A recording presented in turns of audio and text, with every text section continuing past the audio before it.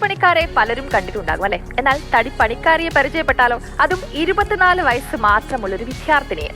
ഒപ്പം ഏത് വാഹനവും ഓടിക്കാൻ അറിയാവുന്ന ഡ്രൈവർ. ഇടുക്കി നെടുങ്കണ്ടം സ്വദേശിയായ ഈ പെൺകുട്ടിയെ നമുക്ക് സൂപ്പർ ശരണ്യ എന്ന് തന്നെ വിളിക്കാം.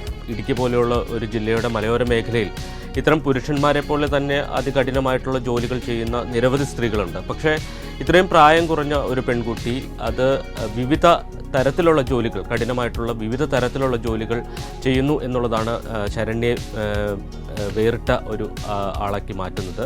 ശരണ്യെ കാണുമ്പോൾ എല്ലാ സ്ത്രീകൾക്കും തീർച്ചയായിട്ടും ആത്മവിശ്വാസം കൂടുമെന്നാണ് കരുതുന്നത്. കാരണം ഒരു ജോലിയും സ്ത്രീകൾക്ക് അന്യമല്ല എന്ന് ഇതിനകം തെളിയിച്ച നിരവധി പേരുണ്ട്.